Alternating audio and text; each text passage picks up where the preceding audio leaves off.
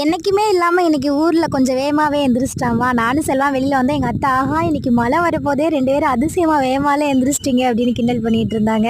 அத்தை எந்திரிச்சு வீடு வாசல் ஃபுல்லாக கூட்டிட்டு முத்தத்தில் சாணிலாம் தொளிச்சு ரெடியாக வச்சிருந்தாங்க. நம்ம அப்படியே மேலாப்பில் கூட்டிட்டு குட்டியாக ஒரு கோலம் போட ஸ்டார்ட் பண்ணச்சு. நான் கோலம் போடும்போது எல்லாருமே ஆடு கட்டுறது மாடு கட்டுறதுன்னு அங்கிட்டு பார்த்துட்டு இருந்தாங்க. நம்ம இன்னைக்கு சின்ன குளமாக தான் போட்டோம். அப்படியே லைட்டாக ஃப்ரெஷ் ஆகிட்டு இப்போ வீட்டில் எப்பவுமே எந்திரிச்சமே டிவி ஓடிடும். அப்படியே பாட்டு காட்டுட்டே டான்ஸ் ஆடிட்டே நம்ம சமைக்க ஸ்டார்ட் பண்ண வேண்டியது தான். சமைக்கிறதுக்குலாம் ஒன்றுமே இல்லை. அத்தை வெளியேடுப்பில் சாப்பாடு வச்சிட்டாங்களா.